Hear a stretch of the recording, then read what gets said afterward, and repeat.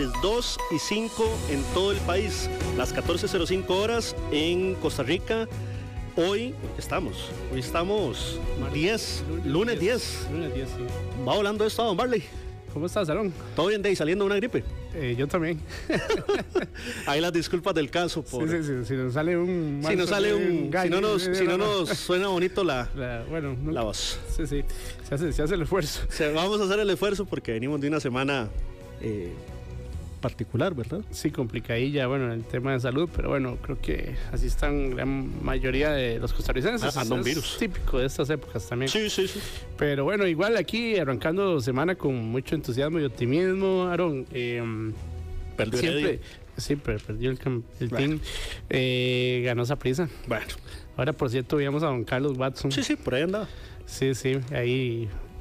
más de uno aprovechó para tomarse una fotillo con don Carlos. Pero este programa no es de fútbol. Sí, no. Mira, en noticias políticas, Aarón, la fracción del PLP se desarmó, ¿verdad? De 6 quedaron 3 hombres. 3 hombres, sí. Bueno, y ahora son 5 diputados independientes. Sí, bueno, uno podría inclusive sumar ahí a Luz Mari, ¿verdad? Que está como en un limbo, ¿verdad? Ahí político con su agrupación. Dengo, que se fue en su momento. Sí, pero es curioso, ¿verdad?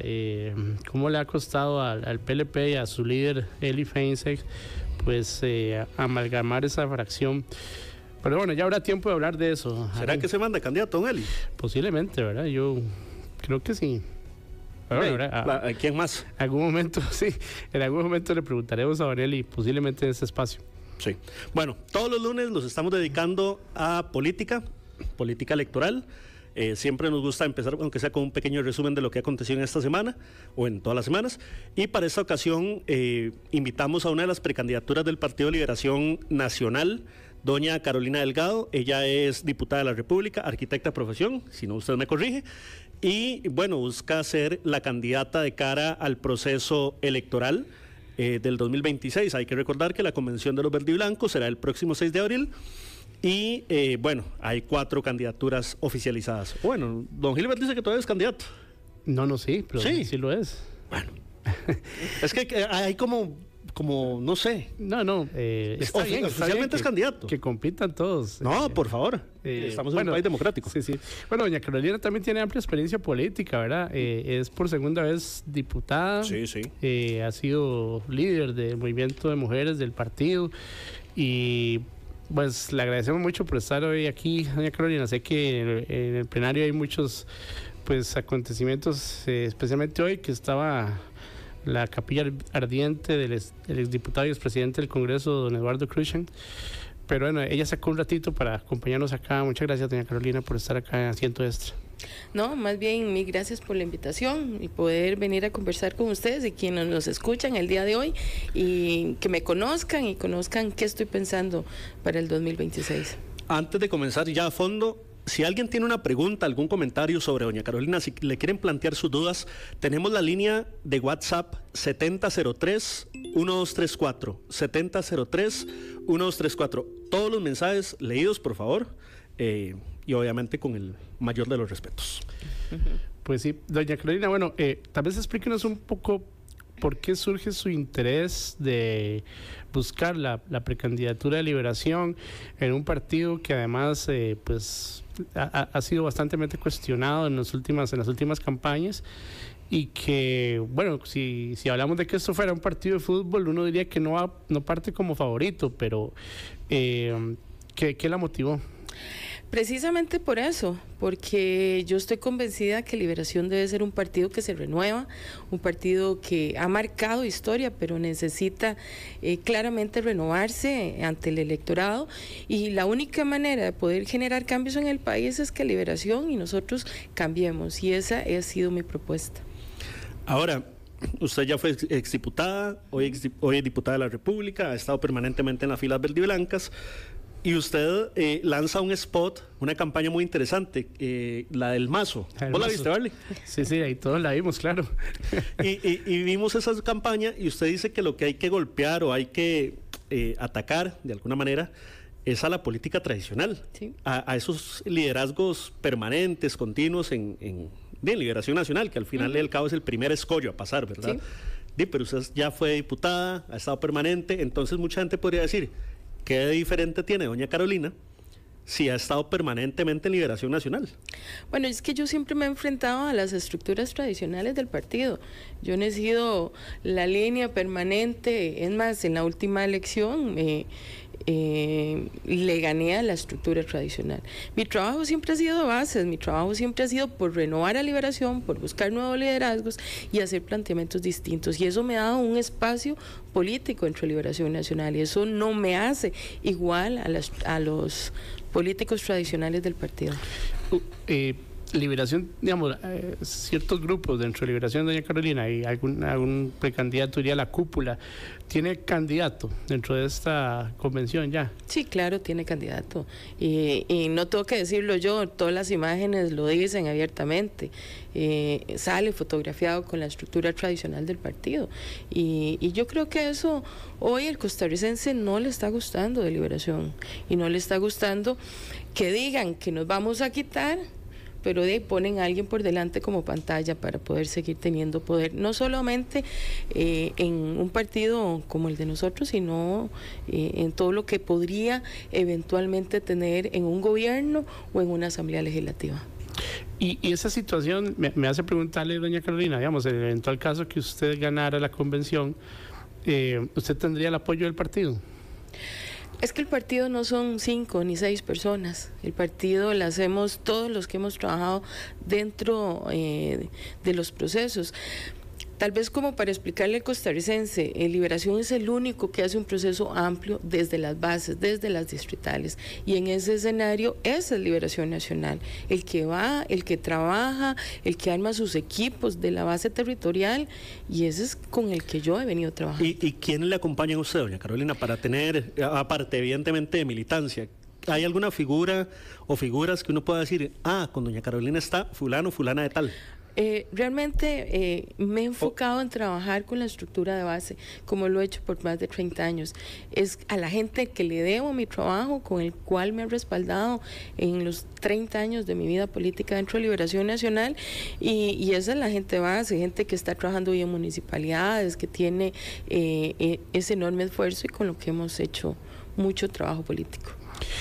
También queremos preguntarle, doña Carolina, en estos procesos pues no son baratos, ¿verdad? Hay que invertir. Y yo entiendo que usted ha tenido alguna colaboración para poder financiarse. Sí, realmente lo que he tenido fue un crédito para poder pagar la inscripción. Costó 20 millones de colones, no es fácil saltárselo. Me lo prestó una persona que cree en mi trabajo político. ¿Se puede saber quién es? Sí, lo he dicho abiertamente, don Orlando Guerrero Vargas. En algún momento se cuestionó que él había estado en otros procesos, pero realmente él se fue de Liberación Nacional y está apostando a una figura no tradicional dentro de Liberación Nacional. ¿Cómo fue ese acercamiento con don Álvaro? ¿Usted lo conocía ya de previo? Nos conocimos en este proceso de la Diputación porque él es un hombre que le gusta mucho la discusión de los temas país y de buscar alternativas y también yo he aceptado tener otras visiones, que es lo más importante, poder conversar con diferentes personas para tener visiones de desarrollo del país y entender que cada sector está ocupando y que está necesitando y cuáles son las decisiones que tenemos que tomar. Ahora, ya que estos espacios son para que la gente conozca su candidatura, claro, que conozca un poco, en redes sociales y también en los corrillos políticos, se menciona habitualmente que a usted la financian ciertas constructoras. Empresas constructoras. Digamos, al menos es lo que uno ha escuchado. Consultoras. Constructoras, ligadas al ámbito de la construcción. ¿Es así o no? Bueno, vamos a ver, mi familia ha construido hace mucho tiempo y tengo el apoyo de mi familia, ¿verdad? Si a eso se refieren, pues sí, ¿verdad? Pero realmente mi relación y mi financiamiento ha sido muy propio. Creo que ha sido la campaña menos onerosa de todos los que estamos, de los 4 que estamos en esto, porque ya el trabajo político lo hicimos. O sea, yo vengo recorriendo el país por 30 años y a veces me llama muchísimo la atención. Hay gente que me dice, ¿por qué no me has llamado al día de hoy? Pero yo ya lo fui a visitar hace mucho tiempo. Entonces, hace que mi figura sea más conocida en muchos ámbitos y que no tenga que invertir tanto como están invirtiendo los demás candidatos.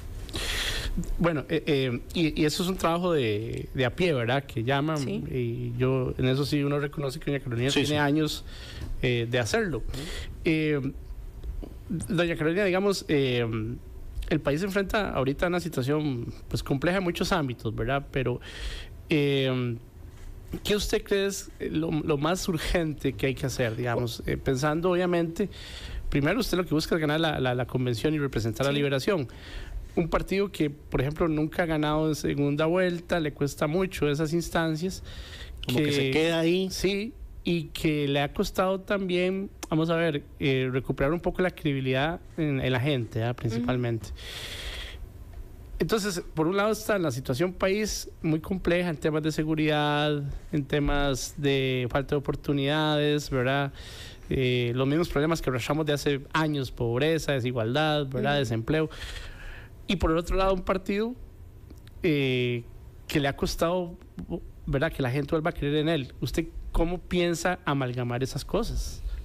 Bueno, yo he sido muy clara que el primer paso para que las cosas cambien es cambiar a Liberación Nacional. Y eso pasa porque los que vayamos a liderar el proceso no seamos los mismos de siempre. Y tampoco tengamos esas estructuras amañadas de la política tradicional detrás de nosotros. Es lo primero. Es más, cuando la gente piensa en liberación, piensa en 5 o 6 figuras, ¿cierto? Bueno, eso yo no estoy con ellos o no están conmigo en este proceso. Y para poder hacer los cambios necesarios que requiere el país, necesitamos gente con liderazgos nuevos que además tenga esa vocación de servicio y poder llevar soluciones distintas, soluciones innovadoras. Estamos atrapados en un círculo vicioso. Necesitamos darle las condiciones al país para que empresas vengan a invertir y vengan y tengan esa seguridad jurídica y seguridad ciudadana. La gente huye de otros países ante eso que está sucediendo hoy en otros países, pero eso nos va a generar un ambiente suficiente. ¿Para qué? Para que generemos empleos de calidad. Y entonces, ¿qué vamos a hacer? Buscar la reforma educativa necesaria para tener esos empleos de calidad. O sea, sus ejes principales de cara a la precampaña y posterior campaña, si usted ganara esta convención de abril, sería seguridad, educación. Sería, vamos a ver, el norte tiene que ser un país que tenga las condiciones para que la gente pueda invertir en Costa Rica. Y no hablo solamente de inversión internacional, de empresas internacionales, sino de gente nacional. Hay mucha gente que ha decidido ir a invertir a otros países por las condiciones que tenemos. Ahora, para poder lograr tener ese ambiente económico, ¿verdad?, que nos genere las condiciones que nos pueda permitir financiar lo que nosotros queremos en educación, en seguridad, necesitamos tener un ambiente económico, reactivar la economía para generar todas estas condiciones. Y ahí entramos en educación, entramos en seguridad, entramos en salud e inversión pública. Pero si no hacemos lo primero, lo demás no va a funcionar. Hay un tema que a mí me gustaría escuchar a doña Carolina, porque creo que es su área de expertise, ¿verdad? Es arquitecta y de hecho ha liderado la Comisión de Infraestructura en la Asamblea. Y vamos a ver, uno escucha, el tema de siempre del país es ¿verdad? Que cuesta mucho hacer obra pública. Sí. Y que se tardan años y años en hacer licitaciones, ¿verdad? Y después hay, ¿verdad?, contratos ahí que parece que están hechos a la medida para beneficiar a 1 o 2 empresas, no sé. Bueno, vemos lo que pasó en el caso de Amante. ¿Cómo usted resolvería ese tema? Porque realmente uno ve que hay avances, digamos, cuando uno ve ya circunvalación, uno dice, bueno, ahí 50 años después. 50 años después, pero ya por lo menos, y aún así, digamos, cierran para hacer una arreglita ahí que están poniendo las luces, que ahora venía para acá y es una presa de kilómetros, ¿verdad? ¿Cómo trabajamos eso, doña Carolina? ¿Usted qué propondría, digamos? ¿Qué cree usted cuál es ahí la traba de toda esta situación? Porque es de años que nosotros vemos lo mismo, ¿verdad? En el tema de infraestructura. Bueno, tenemos varios elementos importantes. Uno es que no ha existido una visión de mediano y largo plazo en el desarrollo de infraestructura del país. ¿Y qué es lo que sucede? Que cuando nosotros inauguramos, ya la infraestructura está añeja, diríamos, no genera la solución que nosotros planteamos. No hay una verdadera planificación, ya hay un sistema que permite y que obliga al Estado a hacer una planificación.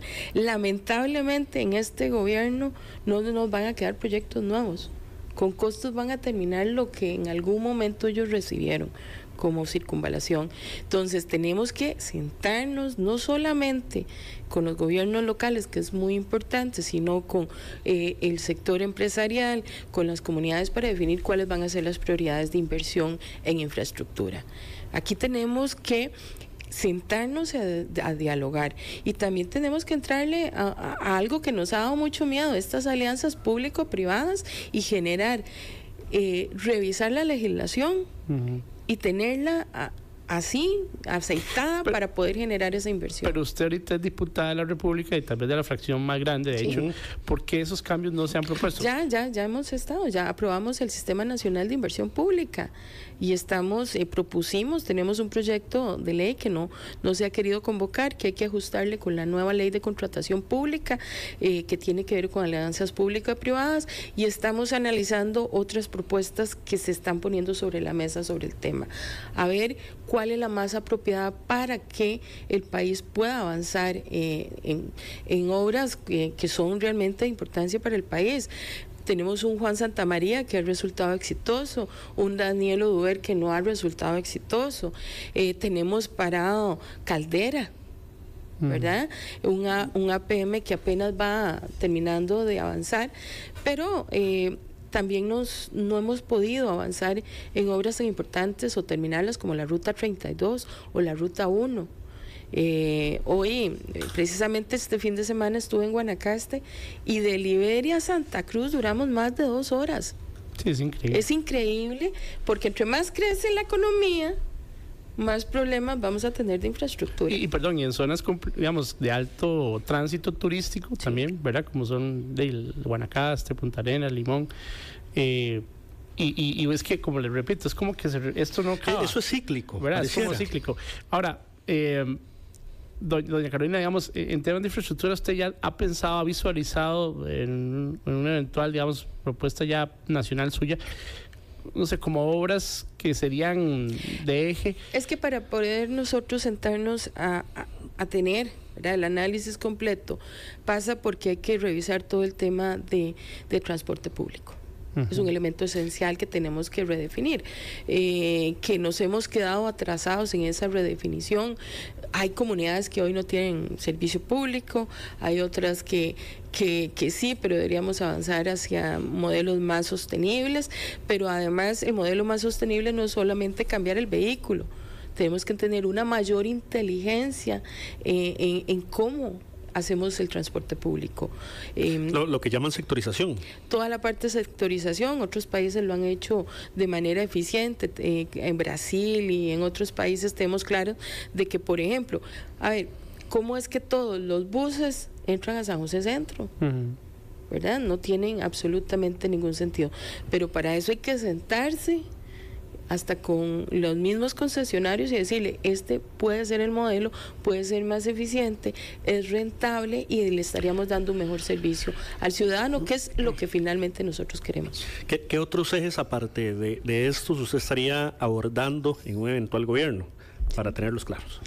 Bueno, en el tema de educación, creo que el norte y la visión es que podamos tener, diríamos, profesionales de exportación de la mejor calidad.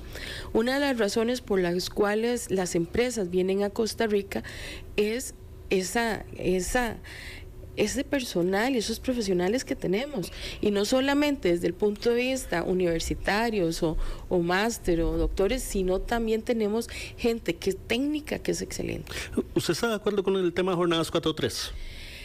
Yo creo que hay que hacer un verdadero análisis del código de trabajo. Hoy Y cuando ustedes lo ven, ya hay gente que está trabajando de 12, 15 horas diarias. Sí, claro. Y no existe una verdadera regulación. Es decir, no podemos ser hipócritas en decir si estamos de acuerdo o en desacuerdo. Tenemos que analizar y veamos, y voy a hablar casos muy específicos.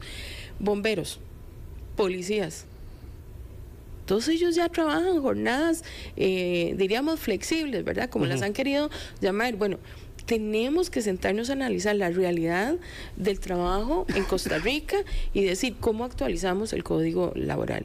Si es solamente la decisión es para esos que ya la están haciendo, ok, entonces, pero sí hay que revisarlo. ¿Por qué? Porque finalmente trabajan jornadas de 12 horas, no 4 días, trabajan jornadas de 12 horas, a veces 5 o 6 días a la semana. Escuchándola pareciera que sí. Yo sí creo que hay que hacer un verdadero análisis y entender que esto ya está pasando en Costa Rica. Ahora sí, tampoco es irnos con un proyecto que desmejore la calidad laboral y la calidad de vida de los trabajadores. Y esa es la enorme discusión que tenemos ahora sobre la implementación de las jornadas o no.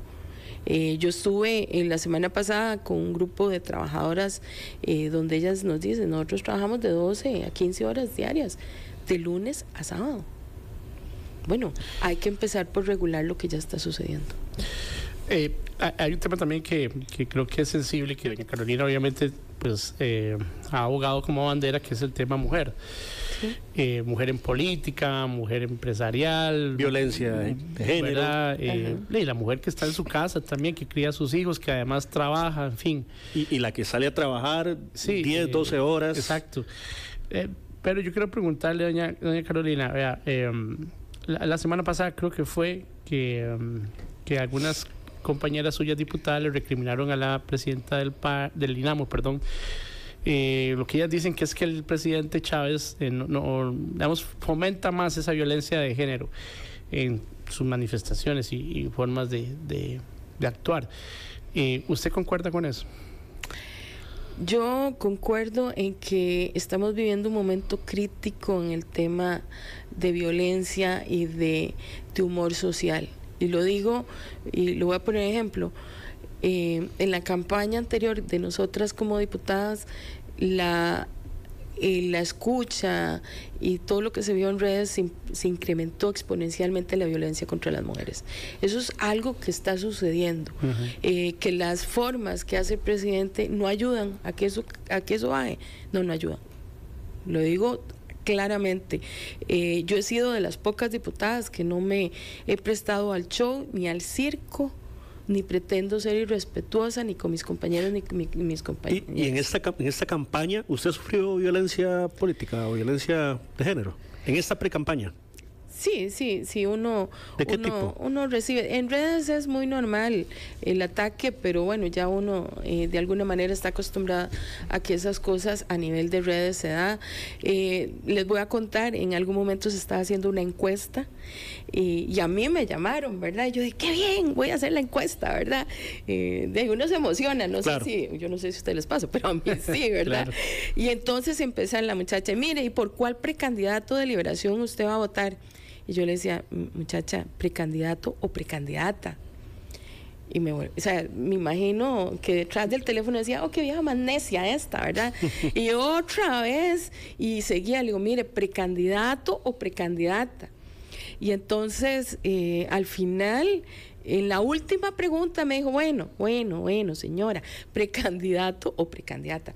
Esos son ejemplos de invisibilización y eso es parte de la violencia política. ¿Y a lo interno, ya sea por otros precandidatos o por miembros del partido, ha sufrido ese tipo de violencia? A veces uno tal vez normaliza algunas acciones.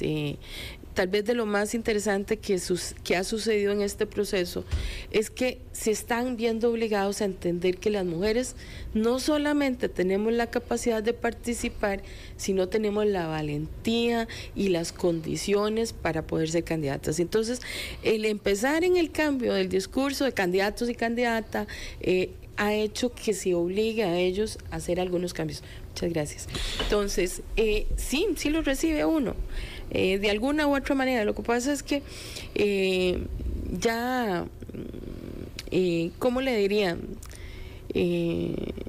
A mí no me raya la piel muchas de las cosas que suceden, que he vivido y que hoy sé que tenía que enfrentar en el momento que pusiera mi nombre en la candidatura. Bueno, y es que también cuando doña Carolina habla de este ejemplo de la encuesta, ¿verdad? Eso es como, eso está como arraigado muchas veces en la cultura, ¿verdad? Entonces, a veces la gente dice, pues es normal, ¿no? O sea, que diga precandidato, ¿y qué importa? Qué delicadeza. O cuando, o cuando, por ejemplo, los diputados de una fracción... No pueden decir presidenta. No pueden decir presidenta, dicen presidente, ¿verdad? Entonces, bueno, eso hicimos una campaña. Sí. Vamos a ver, a mí no me afecta que me digan, ¿verdad, presidente? Es un tema que en la historia, nada más voy a poner un ejemplo, en la historia, usted lee un acta y dice presidente, usted asume que es un hombre. ¿Verdad? Y hoy, por ejemplo, en la Asamblea, la Comisión de Infraestructura, yo el año pasado la presidí, hacendarios, económicos, muchas mujeres estamos presidiendo comisiones que tradicionalmente están designadas para hombres. Doña Carolina, yo quería abordar un tema y yo que sé que Barley me va a secundar de buena manera. Ajá. Porque en algunos momentos, y lo voy a decir de esta manera, evidentemente con el mayor de los respetos, a usted se le señalaba mucha cercanía con el gobierno. Decían que usted era la diputada cercana a Casa Presidencial, que usted era la diputada, no sé, 11 del oficialismo. Incluso, y se lo digo... Ya en ese entonces eran como 9. Sí, bueno, en ese momento eran como 9. Sí. Incluso yo me recuerdo ese intercambio de miradas en Guanacaste. A mí me tocó estar ahí hace 1 o 2 años. Que ahí yo creo que le sacaron unos memes, bastantes. Entonces, ¿a usted en algún momento se le criticaba o se le señalaba como una diputada muy afín a Casa Presidencial? ¿Cómo ha logrado usted separarse de esa visión que creó mucha gente sobre usted, más de cara a esta candidatura? Bueno, yo creo que tienen que entender que yo tengo una prioridad y es el país. Y eso, si me hace que yo tenga que ir a hablar con un gobierno local, que tenga que ir a hablar con el presidente, que tenga que hablar con un ministro o con cualquier fracción, lo voy a hacer. Y si eso marcó en algún momento que teníamos buenas relaciones, pues sí, perfecto. Pero hubo un punto de quiebre. ¿En qué sentido? En términos generales, o sea, ya la comunicación no es tan fluida con Casa Presidencial. Es que es fluida no solamente con ellos, con el ministro de Turismo, con el ministro de Transportes. Yo hablo con ¿Y con el presidente Chávez? Con el presidente nunca, pues no hablo con él, no sé, no me acuerdo desde la última vez que hablé con él. Realmente, no sé, cuando firmamos la ley de voto femenino, creo que fue la última vez que vi al presidente. ¿Y eso le ha generado antipatías, ronchas a lo interno de la fracción? No me echaron. Es decir, no me echaron de Liberación Nacional. Pues sí. Sí. Yo estoy en Liberación porque yo quiero estar en Liberación. Pero en ese momento a mí me abrieron un proceso y me sacaron de Liberación Nacional. Pero ya la cosa se ha suavizado, o sea, ya la mente está más calmada, o siguen esas ronchas, esos roces internos. Yo creo que después todos entendieron que todos teníamos la decisión de tomar decisiones y cada uno se ha separado en decisiones de partido. Pero hay diputadas que no le hablan a usted, de su partido. O yo no les hablo, no. O no les habla a usted, no sé. No, tenemos una relación cordial. La relación es cordial ahorita con la mayoría o con toda la fracción. Sí, yo creo que la madurez es suficiente para poder, porque yo pude haberme separado. Claro. Pude haberme ido al partido, pude haber dejado de hacer cosas, por el contrario. También entendí que una de las cosas más importantes es que yo pudiera seguir aportando en la fracción, que entendieran que soy una diputada estudiosa, que me preocupa el país y que entonces en lugar de echarme para atrás, eché para adelante. Eso tiene que ser así. Y desde su visión, doña Carolina, digamos, cuando usted habla de que, bueno, uno puede, porque al fin y al cabo la política es diálogo, sí, ¿verdad? Y es llegar a consensos entre, digamos, visiones disímiles, pero buscando un bien común, ¿verdad? Digamos. ¿Usted considera que si la fracción en general ha faltado de eso en algunas ocasiones? Y uno podría señalar casos, ¿verdad?, donde uno dice que ya la cosa se va como al cuerpo, ¿verdad? Ya casi como lo toman como personal. yo vuelvo a algo que aprendí hace muchísimo tiempo en política. El objetivo, más allá de temas personales, tiene que ser el país. Me tocó ser diputada de gobierno, ahora soy diputada de oposición y aprendí que el diálogo era lo esencial. Y esa ha sido mi técnica, es decir, poner al país por delante en este momento de mi vida, enseñarle a los costarricenses, enseñarle a los liberacionistas que podemos hacer la política diferente y por eso podemos ir a buscar soluciones distintas. Sí. Doña Carolina, ¿cómo van los preparativos para el 6 de abril? Digamos, usted... vamos a ver, tiene una estructura detrás que le ayude, porque bueno, esto es casi como una mini elección nacional, ¿verdad? Si uno podría una mini elección. Verlo de esa forma, ¿verdad? Que es el único partido que hace esto.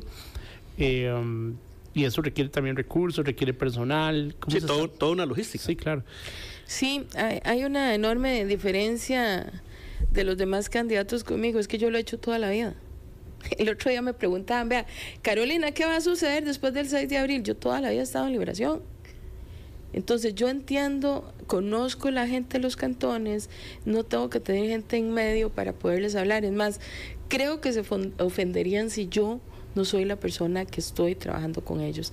Tengo una pequeña estructura, todo el trabajo de comunicación, que es tal vez de los temas más pesados que hay, y además la modernidad lo llega a uno y cada vez hay nuevas tecnologías que hemos ido implementando. Se está enfocando, perdón, mucho en, me imagino yo, redes sociales y eso. Redes sociales, hemos estado trabajando todas las redes sociales, haciendo... tratando de comunicar cuál es nuestro objetivo, y nuestro objetivo es cambiar al partido y cambiar el país. Si gana, queda comprometida para venir el 7. Por supuesto, a las 6 no diría. Bueno, pero también esa es la pregunta que hay que hacer. El 7. Si gana, ¿va a seguir como diputada? Primero voy a ganar, y segundo... trataría de cerrar el ciclo hasta mayo, porque, bueno, yo presido hoy 2 comisiones, entonces quiero cerrar el ciclo y encaminar algunas otras cosas. Cedería el espacio, es decir, sí. renunciaría a la curul. No, es que al país hay que dedicarle tiempo y hay que buscar el diálogo con las comunidades, hay que realmente hacer ese planteamiento con miras al nuevo gobierno en el 2026. ¿Qué analiza de sus contrincantes, doña Carolina? Bueno, está don Álvaro, ¿verdad? Que creo que ustedes bien identifican como el candidato de la cúpula, su compañero de bancada, don Gilbert, y don Marvin. Y don Marvin, que creo que nos va a acompañar, si Dios quiere, de hoy noche. Ya han tenido algún pequeño debate por ahí, creo que don Álvaro no quiso asistir. Más bien vos sabes que nosotros estábamos como armando algo y como que don Álvaro tampoco quiere venir. No quiere. ¿Pero qué le hicieron? Cuénteme. Nada. Siempre hemos hablado bien con don Álvaro. Con todos, en realidad. Creo que es una estrategia. Ya finalmente dijeron que iba a ir solamente a 3 debates, que me parece muy malo. Es decir, aquí el costarricense tiene que saber quiénes somos, qué pensamos y cuál es nuestra visión de desarrollo. Y además el participar genera transparencia, vea conocimiento también. Pero, digamos, es lo mejor, obviamente usted va a decir que sí es lo mejor para Liberación, pero usted los ve como buenos candidatos. Bueno, realmente tanto a don Marvin como a Álvaro... los conozco muy poco. Yo he sido muy clara en el caso de Álvaro, que nunca lo he visto en Liberación Nacional. Por ahí se cuestiona su militancia, ¿verdad? Sí. Y yo sigo pensando que él no tiene la militancia dentro en Liberación Nacional. Don Marvin... tampoco, ¿verdad? 16 años fuera del país, muy ligado a José María Figueres también, ¿verdad? Claramente estuvo en el gobierno de José María Figueres y estuvo en la campaña de José María Figueres. En más de eso nunca lo he visto en Liberación. Entonces, para mí es muy difícil hoy decir si son buenos candidatos o no. Y en el caso de Gilbert lo he tenido compañero y he tenido mis diferencias con él. ¿De qué tipo? No solamente, bueno, con todo el tema de en algunos momentos con el tema de seguridad, en el tema de crimen organizado tuvimos nuestras diferencias y además uno no puede estar en todo ni hablar de todo. Hablando de seguridad, usted en algún momento también se le cuestionó por una importante cantidad de emociones que metió al proyecto de crimen organizado. También se le cuestionó mucho a usted, doña Carolina. Bueno, por eso fue que quisieron sacar sí, también. Una de las razones. Una de las razones, sí. La otra es la... Sí. por hacer mi trabajo. Yo... En ese tema en particular lo he aclarado en más de una oportunidad. No era una posición ni loca ni nada, sino estuvieron algunos de los mejores juristas del país acompañándome en esa posición, como Fabián Bolio, como la jueza Rosaura Chinchilla, como Alfredo Chirino, concordaban con mi posición de que podía existir un peligro legal por una ley que se aprobó a destiempo en la Asamblea Legislativa. Como unos 22 días después. Sí, más o menos, que como 15 días después se sale publicada. Y entonces se deroga un artículo que es el que hace la declaratoria de crimen organizado. Y vean que complicado es, tal vez lo podemos entender ahora, de la inseguridad que puede generar con esto que pasó con el caso de Diamante, ¿verdad? En el caso de Diamante, una jueza se equivocó, ¿verdad?, en la resolución de la declaratoria de crimen organizado y hace que el proceso tenga otras condiciones totalmente diferentes. Y entonces aquí viene a demostrar la posibilidad de tener una enorme inseguridad jurídica en casos tan relevantes como son los de crimen organizado. Tal vez quería preguntarle antes, Aaron, a doña Carolina, porque ya el tiempo en radio vuela, ¿verdad? Es increíble. Sí. Además, ya tiene que llegar a la asamblea hoy. Sí, a las 3. Bueno, voy a las 3 llega Roger Madrigal. Si no pierde la dieta. También. No, más importante, voy a ir a hablar voy a participar en el diálogo con don Roger. Muy bien. Sí, realmente me preocupa mucho el tema país. Yo le insistí a don Roger que el tipo de cambio está afectando no solamente al empresario turístico, al exportador, a todo el país está afectando. Bueno, y es que hablando de eso muy rápido, pareciera que hay una intención, ¿verdad?, del Banco Central, don Roger Madrigal, por aquello es el presidente del Banco Central, sí, de mantener el dólar en 500, ¿verdad? Sí. Que no se mueva de ahí. Sí. Afecte a quien afecte, digamos. Con las decisiones beneficia. Exactamente, sí, verdad, con las decisiones en la tasa de política monetaria ha venido afectando el tipo de cambio. Pasamos de casi 700 a tenerlo en 500 en 2 años. Casi 3 ahorita. Eso hace que hoy quienes vendían en dólares, que estamos hablando del sector turismo, exportadores, pequeños o grandes, hay que oír a los cafetaleros cuando nos dicen a nosotros, o sea, nosotros estamos ganando un 25% menos de lo que estábamos ganando en el 2022. Sí, bueno, tenemos que hacer un diálogo interesante. Nada más quería preguntarle, doña Carolina, ¿por qué esta Asamblea Legislativa en 3 años y posiblemente un cuarto, no sabemos todavía, no ha elegido una mujer como presidenta del Congreso? Sí, ha sido un tema que extraña, ¿verdad? Porque adicionalmente es la primera Asamblea Legislativa empareada. Exacto. Ha habido, realmente quienes han levantado la mano han sido hombres en este proceso. Recientemente hubo un grupo de diputadas que están promoviendo la candidatura de una mujer, pero bueno, eso pasa por muchos procesos de negociación. Nos queda 1 minuto de programa, 1 minuto.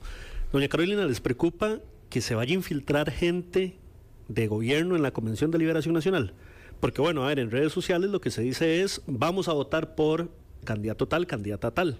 Se ha hecho ese llamado, ¿verdad? ¿Les preocupa o le preocupa a usted como precandidata?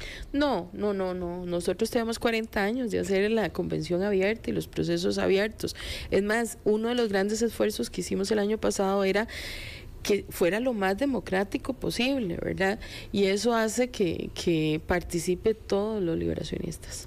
Bueno, tal vez, doña Gloria, ya para cerrar, si nos da un mensaje final, sobre todo para la gente que le interesa la política y que hay que interesarse en la política y en esos procesos, porque es muy importante. El país hoy requiere un cambio y para eso yo he planteado cambiar a Liberación Nacional y poder tener gente nueva, liderazgos nuevos con soluciones innovadoras. Así que si queremos cambiar el país, tenemos que hacer las cosas diferentes. Doña Carolina Delgado, diputada de la República y precandidata por el Partido Liberación Nacional. Son las 2:45 de la tarde. Esto fue Asiento Extra. Doña Carolina, muchísimas gracias por haber venido. No, a ustedes, muchísimas gracias por invitarme. Y más bien, ahora más espacio, yo creo. Sí, no, esperemos ver qué pasa en la convención y la tendremos aquí el lunes 7. El lunes 7. Pero a las 6 no, ¿verdad? A las 6. No, a las 6 no. Doña Carolina, muchísimas gracias. No, gracias. Esto fue Asiento Extra y en segundos quedamos con don Henry Rodríguez en un corto noticiero.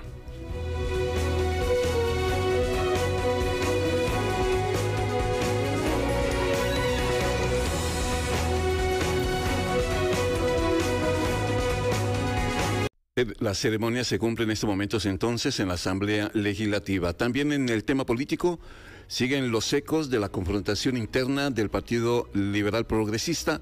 El IFEINSA en esta mañana, en diálogo con el Extra Radio, fue enfático al decir que su fracción no puede confirmar que el retiro de las visas a las diputadas Johanna Obando y Cintia Córdoba se debiera a una injerencia del presidente de la República, Rodrigo Chávez, y que además ellas se salieron de la línea de su fracción. He escuchado a las diputadas decir que en realidad a ellas les quitaron la visa por decisión de Rodrigo Chávez. Y yo creo que ese es un poder que el presidente no tiene. Yo no creo que el presidente de la República pueda manipular al gobierno federal de Estados Unidos para que hagan lo que a él se le antoja. Y entonces, pues, yo no puedo hacer afirmaciones que no puedo comprobar. Y esa fue una discusión que tuvimos. Y finalmente, tengo que decir, la fracción escogió una línea. Esa línea no fue respetada. Las diputadas se metieron en problemas por no respetar esa línea. Y entonces yo no puedo salir a defender técnicamente la posición que adoptaron las diputadas en este tema, porque fue una posición que se separó de la línea de fracción. Las 2 de la tarde, 51 minutos en esta radio, y una noticia política importante que se produjo en las últimas horas a nivel nacional fue una reacción de don Rodrigo Arias, el actual presidente de la Asamblea Legislativa. Respondió a declaraciones que había hecho ya el presidente Chávez. Ustedes recuerdan que dijo que la bancada oficialista podía votar por el que quisieran, por cualquier diputado para presidir la Asamblea Legislativa el 1 de mayo, menos por don Rodrigo Arias. Y entonces Arias se reunió hoy con la bancada del Partido Unidad Social Cristiana, donde tocaron precisamente ese tema de la elección, en su caso de la reelección. Escuchen qué fue lo que dijo don Rodrigo Arias. Y lo que dijo el presidente, me parece que lo veo muy preocupado que yo me mantenga aquí, ¿verdad? Habría que preguntarle por qué se preocupa tanto de que yo me quede. ¿Qué teme? ¿Ah? ¿Qué no le gusta que yo me quede aquí? ¿Qué no le gusta? ¿Qué teme? Dijo Rodrigo Arias, don Rodrigo Arias, en respuesta al presidente Chávez. Las 2 de la tarde, 52 minutos. En las últimas horas también ha circulado información en torno al partido Movimiento Tierra de Valientes, Motiva, que es uno del que está en proceso para las elecciones del 2026. Y ha llamado la atención varias cosas. Uno, la especulación en torno a que sea el partido del presidente Chávez, del chavismo como tal, con aspiración a lo que vaya a pasar el 2026. Porque aparece además, tiene la cabeza de un jaguar, el animal que, como todos sabemos, ha escogido el gobierno, que ha pues básicamente utilizado como símbolo entre sus seguidores y en muchas de sus decisiones. Incluso le preguntaron a doña Pilar Cisneros sobre esa posibilidad, si Motiva es uno de los partidos que está valorando como opción para presentarse ante el electorado para el 2026. Dice que es uno de los que se tiene, sí, lo cual no quiere decir que vaya a ser ese. Fue lo que dijo la diputada a los periodistas. En otra noticia, al menos 5 mujeres ya están a propósito del tema de los aspirantes a la presidencia de la República en las elecciones del próximo año. Aunque sus nombres no están confirmados, son figuras que han mostrado en algún momento interés en hacerlo. Se trata de Laura Fernández, Natalia Díaz, de Claudia Dobles, Yolanda Fernández y Carolina Delgado. Son 5 nombres que aparecen dentro de las especulaciones en el tema político. Ninguna, bueno, doña Carolina, que lo acaba de hacer aquí en Asiento Este, pues obviamente es precandidata de Liberación Nacional, pero las otras, ni doña Laura Fernández, ni Natalia Díaz, quizás Natalia Díaz ya lo insinuó. Claudia Dobles, pues está haciendo una campaña muy por debajo, en el sentido de que manda mensajes, pero no es candidata presidencial oficialmente del PAC, como se ha dicho hasta el momento, lo mismo que doña Yolanda Fernández, que ha dicho que quiere aspirar. ¿Qué dice la analista Fanny Ramírez? Lo que tiene que hacer la mujer hoy, rompiendo camino. Yo diría que codazos, porque realmente si vemos un poco el tema de la participación política de la mujer, se tuvo que incluso hacer una política afirmativa con cuotas, lo cual para mí no es lo ideal, pero evidentemente se tuvo que hacer eso a codazos para permitir que en los partidos políticos se hiciera un poco más equitativo la participación. Esto no implica que por supuesto se solucionen las cosas, o sea, sabemos que en la política queremos las personas más capacitadas para ocupar esos cargos, ¿verdad? Tanto hombres como mujeres. Lo que pasa es que muchas veces las mujeres, y la generalidad es esa, están bajo el ojo del huracán, ¿verdad? Están bajo el escrutinio público, con una observación mucho más sagaz de qué hacen, cómo lo hacen, cuándo lo hacen, incluso preguntas y observaciones que en los hombres normalmente no se dan, como es temas de seguridad privada, ¿verdad? La analista Fanny Ramírez, hoy en diálogo con el programa nuestro Desde Buena Mañana. Las 2 de la tarde, 55 minutos. Y para cerrar, ustedes saben que la Comisión de Seguridad de la Asamblea dictaminó ya afirmativamente el proyecto que busca, que es una propuesta del diputado Alejandro Pacheco, para prohibir por razones de seguridad que 2 personas puedan viajar en motocicleta en zonas que tienen muchos problemas. Pues bueno, la explicación hoy que hizo en la mañana aquí en nuestra radio el diputado Pacheco. Se suavizó muchísimo en el texto. Por ejemplo, se presentaron como los casos de la pandemia, que usted puede tener una constancia laboral si se dirige al trabajo y puede circular las 2 personas en la moto, ¿verdad?